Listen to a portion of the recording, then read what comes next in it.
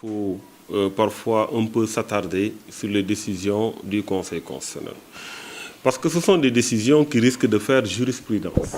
Ce qu'on a noté, malheureusement, est qu'au-delà du fait que le Conseil constitutionnel a tenté de régler un contentieux, il y a l'autre fait qui consiste à se donner des prérogatives qu'il n'a pas.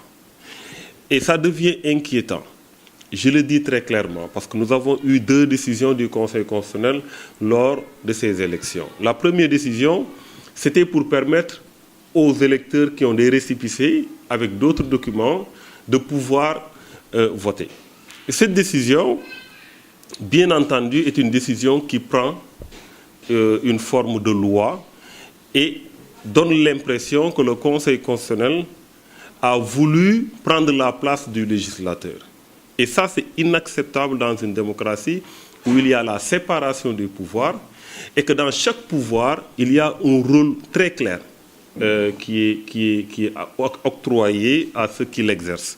Et nous avons le vote de la loi, ça concerne bien entendu les députés. On ne peut pas aujourd'hui permettre au Conseil constitutionnel de considérer qu'il peut se saisir, ou en tout cas quand il est saisi, qu'il peut véritablement se prononcer à titre, comme il a dit, à titre exceptionnel, en prenant la place du législateur. Ça, c'est un premier fait. Le deuxième fait, ça concerne le règlement du contentieux post-électoral. Ce qu'on a noté, c'est que le Conseil constitutionnel a dit dans son arrêté, en tout cas a confirmé tous les arguments politiciens que nous avions autour des décisions du Conseil constitutionnel venant du camp du pouvoir, en disant qu'un avis, c'est une décision, que la décision s'applique à tous, etc., en se référant à l'article 92. On a vu le Conseil constitutionnel reprendre ces arguments-là, ce qui est inacceptable. Parce qu'on ne peut pas dire aujourd'hui qu'un avis signifie une décision. Je pense que c'est même à la limite absurde de pouvoir le dire.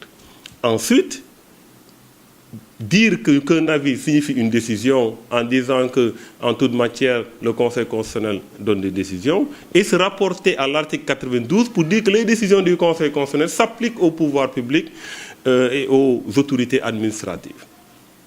Oui, c'est ce que l'article 92 dit.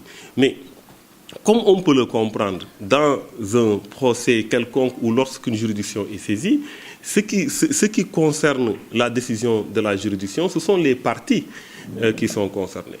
Dans cette affaire, bien entendu, il ne s'agit pas des pouvoirs publics, il ne s'agit pas de l'administration, il s'agit de tout le monde, des populations d'une manière générale. C'est-à-dire, le Conseil constitutionnel a élevé au rang de loi sa décision en faisant l'appliquer erga omnes, c'est-à-dire que ça s'applique à tous.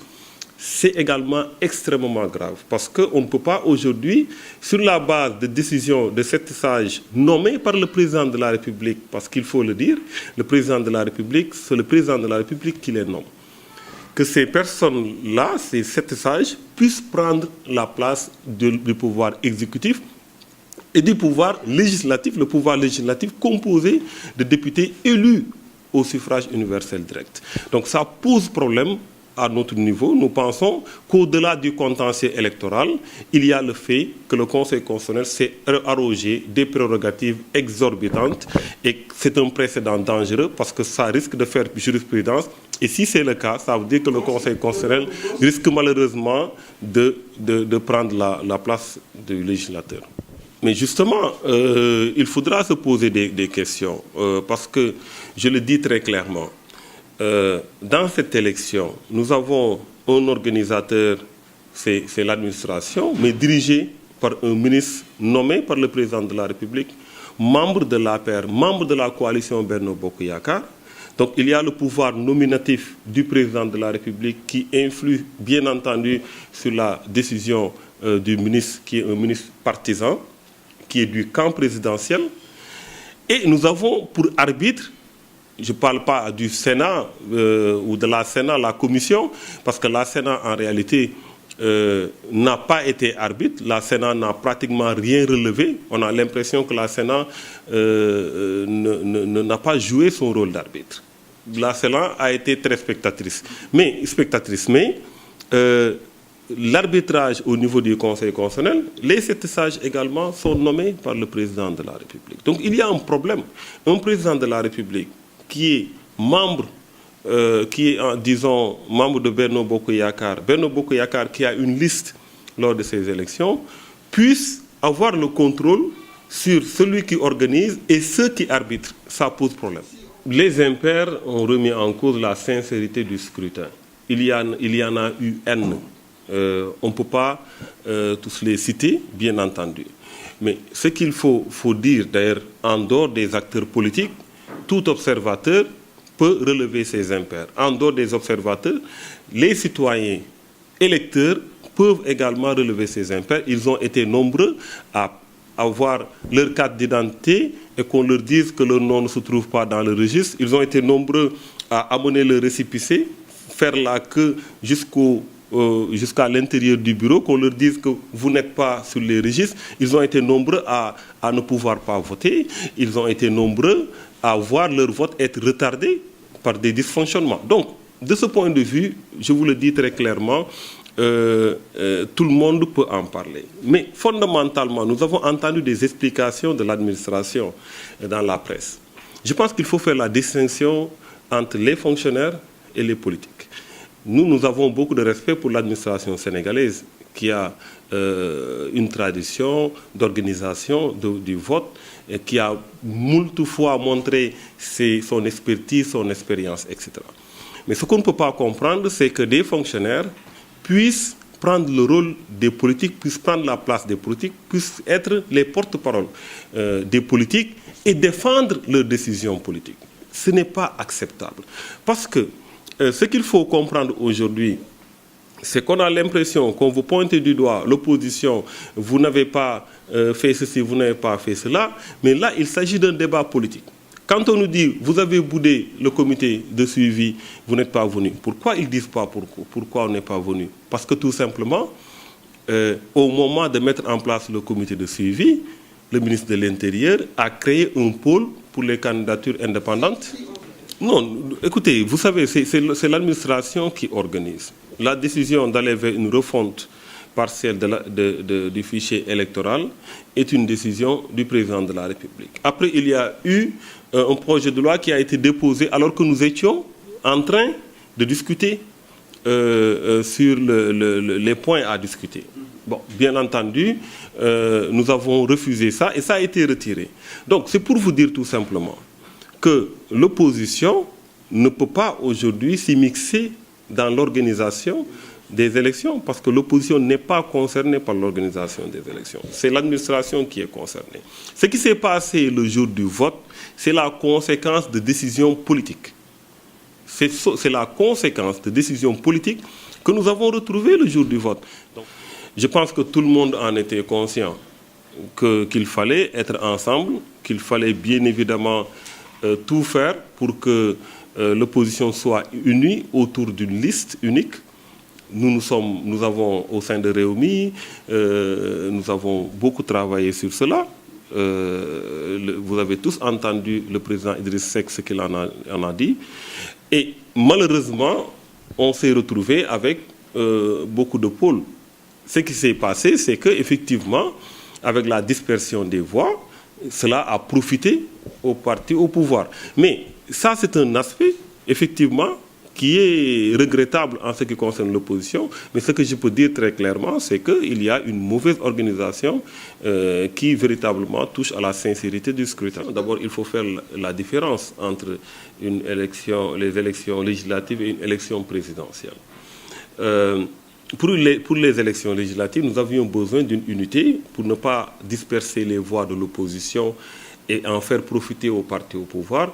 Et pour l'élection présidentielle, il revient au président de la République de faire en sorte qu'il puisse avoir plus de 50% des voix. S'il n'arrive pas à avoir 50% des voix, ça veut dire qu'on va aller en deuxième tour. Donc, aujourd'hui, on se rend compte qu'il est à 49 et quelques % des voix. Ce qui est clair, c'est que si nous étions dans une élection présidentielle, le président de la République serait au deuxième tour. Mais en travaillant, en continuant à parler aux populations, mais surtout en veillant à ce qu'il y ait un processus électoral transparent. Et c'est important. C'est une décision autonome de cette coalition, de la coalition gagnante, Wattu Sénégal. Cela n'engage pas, bien entendu, notre coalition, cela n'engage pas nos partis respectifs. Je pense qu'il faut quand même rétablir la vérité des faits. Il ne s'est pas agi de se ranger derrière ni Khalifa Sall, ni quelqu'un d'autre. Il s'est agi, bien entendu, d'être dans une coalition qui avait pour mission d'apporter de vrais changements à l'Assemblée nationale. Nous voulions avoir une cohabitation, nous voulions remporter les élections, apporter des changements dans une équipe diversifiée, certes, mais une équipe compacte en ce qui concerne notre programme de campagne et le programme qu'on veut appliquer à l'Assemblée nationale. Donc, il y a eu des discussions autour de la tête de liste. Et je pense aujourd'hui que le fait d'avoir choisi Khalifa Sall comme tête de liste, les mêmes raisons ou d'autres raisons pouvaient nous conduire à choisir Idrissa Seck ou à choisir Malick Gakou ou à choisir quelqu'un d'autre. Mais fondamentalement, nous pensons que Khalifa Sall était une tête de liste, en tout cas qui véritablement pouvait nous conduire à la victoire, compte tenu de plusieurs aspects, parce qu'il s'agit aujourd'hui d'un symbole lié au fait que c'est l'injustice qui s'abat sur sa personne. Aujourd'hui, il est emprisonné parce que tout simplement, il gêne le pouvoir. Je le prends avec philosophie. C'est vrai qu'il peut y avoir un goût d'inachevé, c'est normal, mais vous savez, dans la gestion des affaires publiques, on ne peut pas tout achever. On peut avoir des intentions, on peut avoir des volontés, mais compte tenu du processus qui nous permet d'accéder à ces postes politiques, on ne peut pas toujours vouloir tout achever. Mais ce qui est important, c'est d'avoir posé des jalons.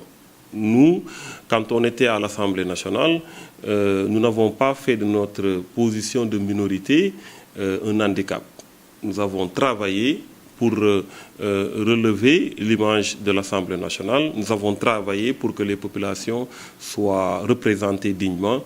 Et c'est le plus important aujourd'hui. Je ne peux pas souffrir de ça parce que je considère qu'aujourd'hui que ma plus grande satisfaction, c'est d'avoir été soutenu par les populations. C'est qu'on puisse faire moi-même mon bilan. Et que véritablement qu'on puisse apprécier positivement le travail que j'ai eu à faire à l'Assemblée nationale. Maintenant, il y a toujours une continuité. Nous pensons qu'il y a des députés de la 13e législature qui seront capables de faire plus que moi et qui feront en sorte que l'Assemblée nationale puisse jouer convenablement son rôle. C'est le plus important. Ce qui m'a marqué, c'est véritablement le fait que la majorité se soit débrouillée pour qu'il n'y ait pas de rupture. Parce que nous étions sortis du 23 juin, nous avions fait énormément de promesses aux populations. Je n'ai pas compris pourquoi il n'y a pas eu de volonté pour aller vers des ruptures à l'Assemblée nationale. Cela m'a beaucoup marqué. Nous avions même l'impression qu'on voulait tuer la démocratie en empêchant l'opposition d'avoir un groupe parlementaire, en véritablement refusant de prendre des initiatives parlementaires, commission d'enquête parlementaire, les propositions de loi, etc. On était sur du surplace et ça, je ne l'ai pas du tout compris, en tout cas.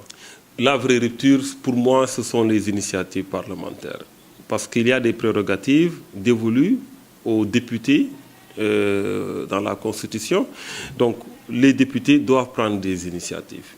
Pour moi, c'est ça la rupture. Parce qu'une majorité peut certes travailler avec l'exécutif dans une certaine mesure, mais en dehors de cette relation entre l'exécutif et la majorité, il y a le travail parlementaire, il y a les prérogatives des députés qui doivent élucider les populations sur certaines questions, qui doivent faire le travail de contrôle de l'action gouvernementale et qui doivent représenter convenablement les populations. Pour accéder à votre plateforme leader Seneweb, tapez sur Google www.seneweb.com.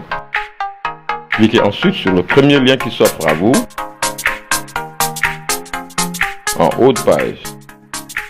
Et voilà, le tour est maintenant joué car vous avez le monde chez vous avec le site numéro 1 de l'Afrique francophone.